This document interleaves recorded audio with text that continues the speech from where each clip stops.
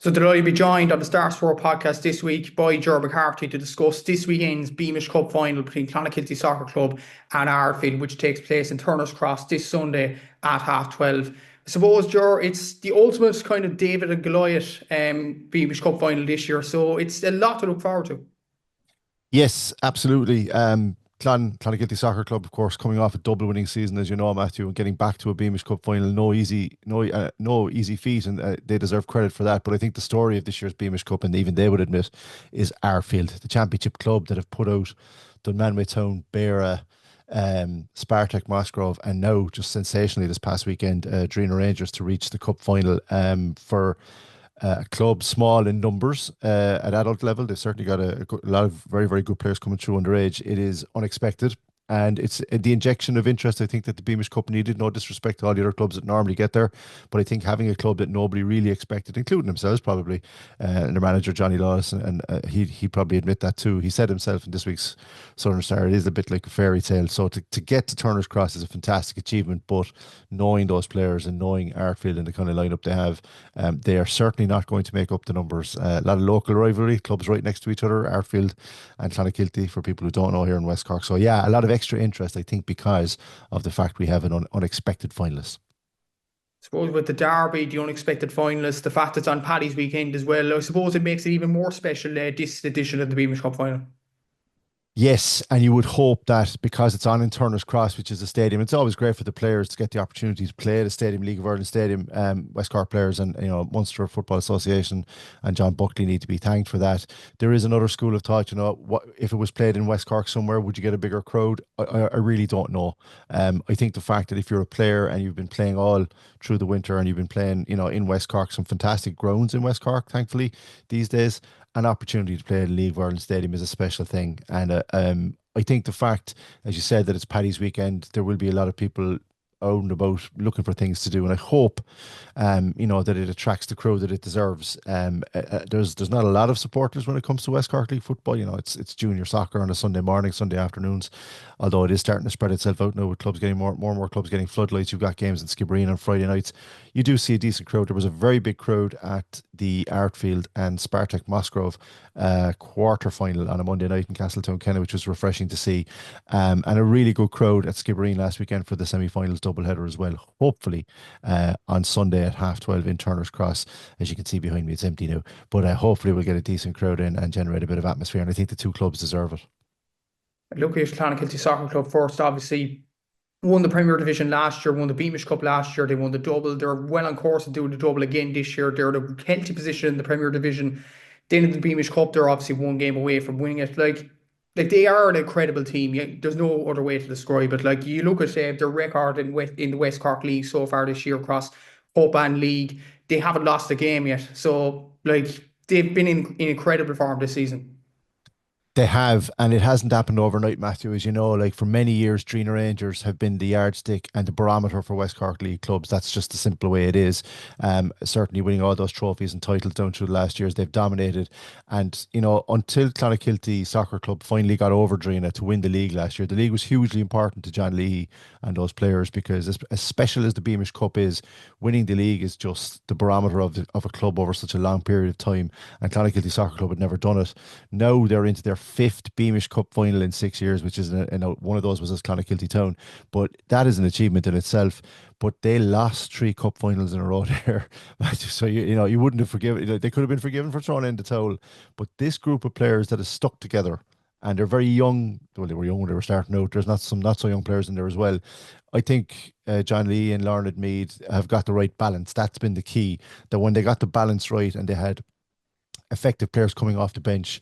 They finally got over Drina to win the league last year. They added the Beamish Cup to win a double, which was fantastic. Now they're on, potentially they could win a double, which is very I have to go back through the history books again to see the last time if that's been done. A couple of clubs in the recent, since the millennium, have won back-to-back Beamish Cups: Bunratty United, Dunmanway Town and Drina. But Clonakilty Soccer Club would love to add their name to that list. But I know that and I know very well that they know that coming into this game, they are the favourites. They accept that. They have to accept that. They're the holders. They're the league champions. The run that they've been on this year is down to a lot of reasons, but I think the main reason is, even though they've had a lot of injuries, Matthew, they have the depth of the squad to get over it. And in years gone by, that wasn't the case. They get to a cup final, be missing a couple of key players, and they just wouldn't have enough to get over the line. Now they do. They were missing a lot of players last weekend when they beat Bunratty 4-1. And don't be deceived by that scoreline either. It was much closer. They needed their squad. They needed the experience of Ian O'Driscoll, of Liam Anthony White, and Ethan Draper, those kind of players. And you add in the likes of Joe Mead, Chris Collins, who's having another great season, Odrin Bancroft, and my the player that's really stood out for me this year is Rob Downey as well for them. The big players are playing in the big matches and they've got the balance right. But even though they're favourites, Artfield will not fear them. They'll respect them, but Artfield will have absolutely no fear of them. And Artfield have plenty talented players themselves that can put it up to them. And it promises to be a fascinating final, yeah. But on form and on the way they've been going and in recent years, they are the form team of the West Cork League right now, Clonakilty Soccer Club, make no mistake. You look at the goals they're scoring as well in certain games. Like in one game in the Premier Division recently, they scored 10 goals against Barry United in one game, which was incredible in its own right. 4 goals against Bunratty. I know you were saying the game was closer than the scoreline does suggest, but that's still a brilliant achievement to score 4 goals. And then when you look at the previous two rounds, beating Bay Rovers 1-0 and Toker Celtic 1-0, does that indicate in a way that they're capable of both sides of the coin? They're capable of scoring a lot of goals and they're capable of edging tight games? Very, very good point. Their form wasn't great in those early rounds, and certainly in the league. I know they've got games in hand now that they've got to make up to get back up to top spot. But you would imagine they're in a position that they can do that. They had to really eke out that win over Bay Rovers. Bay Rovers have a very, very good young team. Toher, when they have their strongest team out, they won a Beamish Cup not so long ago. When they have their strongest team out and they don't have the injuries that they have, they're a very, very difficult team to break down. It's one thing to get over those games if your form isn't great, but to keep a clean sheet, that's the key. You've got to keep a clean sheet when things aren't going well for you. When things are going well for you and you're playing, even though it's an understrength Bear that they hammered, and a couple of other teams out, they've been putting up scores. Clon have been made to work for this. They've been really made to work for it to get to this Beamish Cup final. And I think because of that, and because, as you said, that they can play both kind of ways, they can eke out. They've got a very, very good defence. Like Ruben Henry's playing very, very well as well this year. And I think the fact that they can mix it, they like to play football, they like to get it down, as do Arfield. But I think Arfield will be more direct in that they're always looking to get Paul Hadden and Connor Toomey on the front foot. They're their two main attacking threats, so you wouldn't expect them to do that. But Clon, they can go along to Joe Mead, he can hold it up and bring everybody else into play, or they can go wide. They've got wingers, they've got Chris Collins on one wing, Liam Anthony White in the other. They can mix it up. They certainly have the personnel to do what needs to be done. The thing is, in a cup final, Matthew, all that goes out the window because the last day as well, for a good hour, Bunratty matched them and they didn't really play that particularly well. Or Bunratty didn't allow them to play well. So that would be a concern coming into the final. But if they hit form, if all their top players play well, more often than not, Clan tend to win. But we'll see. We'll see this weekend. You look at the other side in the Beamish Cup final. You look at Ardfield. They have had an incredible season in the Beamish Cup. They're second from bottom of the championship, which makes their run even more remarkable in its own right. But to beat the sides they have beaten, and by the scorelines as well, beating Dunmanway Town 4-3, Barry United 5-3, Spartak Mosgrove 3-0, and obviously Drina Rangers incredibly 3-1 in the semi-final.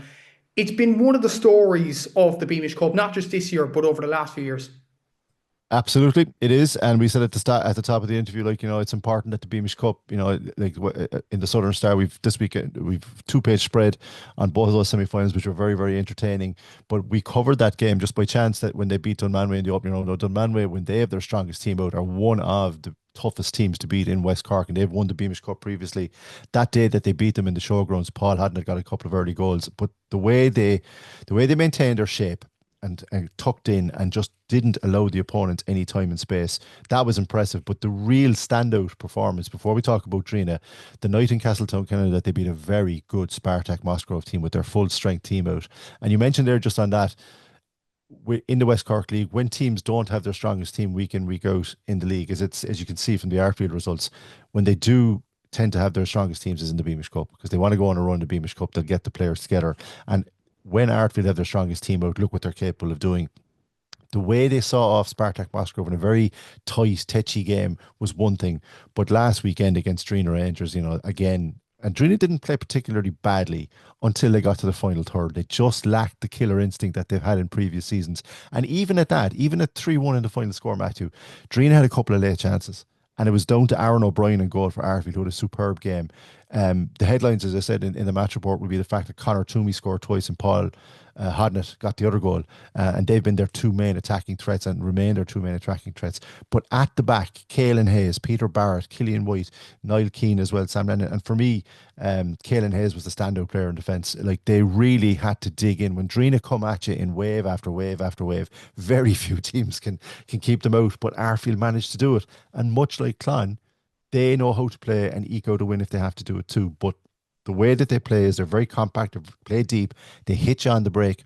And when you've got somebody in form like Paul Hodnett and a goal scorer like Connor Toomey, you always have a chance as long as you keep a clean sheet for as long as you can. And if they can do that this weekend, they have every chance of winning this cup final if they play to form, if they stick to what they've been doing, keep their shape, hit Clon on the break. They will certainly be a threat in this cup final. But their run this year in the Beamish Cup is down to having their strongest players. Simple as that, and having the squad out. And as I've mentioned, some of the players that have stood out this year, the goalkeeper Aaron O'Brien has been a standout for me. Caelan Hayes at the back, and they're just so capable of hurting any team when they play to their strengths. And when you've got Hodnett and Toomey up front, you always have a chance. You look at the interviews that Johnny Lawless did in Southern Star in the last few weeks. Like he compared Ardfield, interestingly enough, to Wigan Athletic, obviously beating Man City in 2013 and 2018. This game going into Clon and Ardfield kind of reminds me a bit of Barcelona and Celtic in 2012. Celtic had to sit back, they had to soak up possession and then catch Barcelona in the counter attack. Is that what Ardfield need to do to beat Clonakilty Soccer Club on Sunday? Just soaking at the back, hit them on the break, and obviously take their chances. Yeah, I'm laughing because Johnny Lee won't appreciate you calling him Barcelona, making them favourites, Matthew, but you can deal with that. Yes, is the short answer. But that's not to say that when they get possession, when they're given time, like the Lenahans as well, Sam and Ben and George Cannon has been playing very, very well this year for them. Arfield can play plenty good football. This team, and John Lawless had mentioned the whole Wigan fairy tale and the analogy that you used there, like Celtic wouldn't normally be expected to beat the big boys in the Champions League. And Arfield wouldn't necessarily either, but they've taken out Dunmanway, they've taken out Spartak, and they've taken out teams like Drina with their strongest teams out. So they're more than capable of causing in a one-off, much like Celtic against Barcelona, in a one-off situation, they have every chance. But this team has been together under John Lawless. I think he mentioned in this week's match report that we have in the start that some of them started out with John when they were six, like his own son Sean Lawless, another player who's been having a very, very good season. This team was in a West Cork Schoolboys League Cup final against Skibbereen at under 14 because I was covering it. I remember many years ago, not that long ago, I suppose, and they lost and they were heartbroken. And he actually mentioned that in his comments. And it's funny because a lot of them would be coming back to Turner's Cross. They would have played at under 14, but not at adult level. Arfield like to defend deep and hit on the counter attack, as you rightly said. And if you've got pace up front with Hodnett and Toomey, then that suits you best, and then that's what you do. But I also think that if you spend all your time sitting back, you can't invite teams like Drina and Clon onto you like they did last weekend against Drina and rode their luck at times, Arfield, when they were tiring. I think they'll have learned from that, and I think they also have to get on the ball in midfield. I want to see a bit more of Sam Lennon in midfield getting his foot in the ball. George Cannon will put himself about, and like that back four is very solid. But Arfield can play plenty of football too if they're allowed to, and Clon know that. Clon know that very, very well, and they won't want to do that.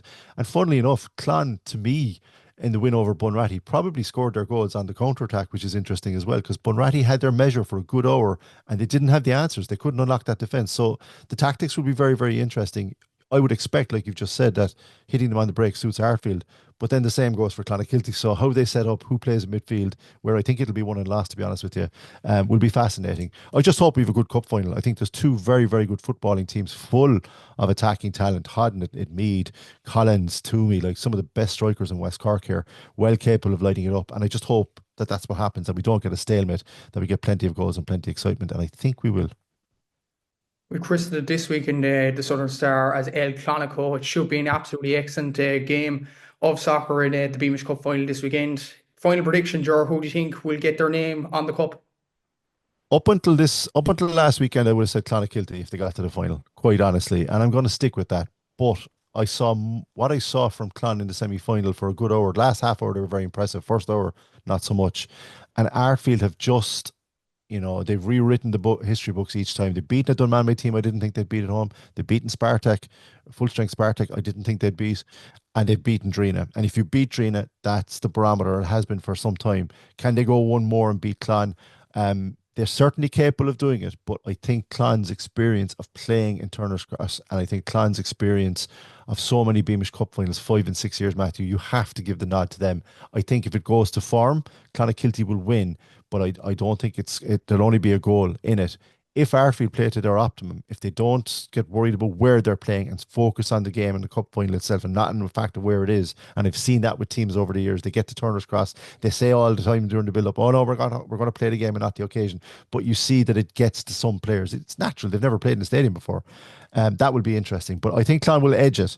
But I certainly wouldn't be surprised if it went beyond extra time and even to penalties if Arfield were to snatch this one. And what a story that would be. But yeah, we're in for an absolute cracker.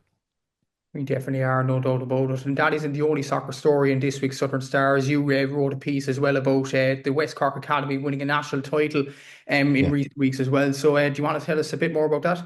Yeah, I just think it's noteworthy. The 2025 SFAI National Under 16 Schoolboys Interleague Bowl. It's a bit of a mouthful, but the West Cork Soccer Academy, and under the tutelage of David Hall, DJ Curtin, and Don Hurley, this group of players from West Cork beat Wexford at the University of Limerick last week, a 4-1 to win the bowl tournament. A fantastic game by all accounts. Sean Platt, we've a full report on it, and we've got reaction as well. Sean Platt, West Cork, Sean Platt scored a goal from 35, 40 yards and got the player of the match award. And a fantastic performance to win that game and to win it, and also to win it by, with the fact that they've so many injuries, Matthew. It's one thing to win at any kind of trophy you win at SFAI level, at national level, is hard earned. It's not easy to do. But this particular group of players 2 years ago created history by finishing third in the Kennedy Cup. Kennedy Cup, very briefly, is the World Cup for under 14 schoolboys every summer at the University of Limerick. 32 teams. They spend a week there. They train there. They stay overnight for the whole week. And it's a massive tournament. Not as big as it used to be, granted, but it's still an achievement. And for West Cork to finish third and get those medals was a fantastic achievement because of the size of our league compared to everyone else in the country. Last year, the same group of players under 15 level won a national shield trophy, which was a fantastic achievement. And for the third year in a row, they've lifted silverware by beating Wexford to win the national under 16 bowl. Fantastic achievement, lovely story. We wrote about it in this week's Star. Well done to that squad and to that and to the academy that keeps. Every year now they're picking up trophies year after year across all their age groups, and it's refreshing to see the West Cork Academy doing so well. And to beat Wexford at UL and in the manner that they did, it was fantastic. And well done to them. Absolutely. Congratulations to all involved there. And we'll be looking forward to the Beamish Cup final this Sunday, no doubt about it. Thanks, Joe, for coming on to the podcast today. And yeah, enjoy the game on Sunday. Excellent stuff. Thank you.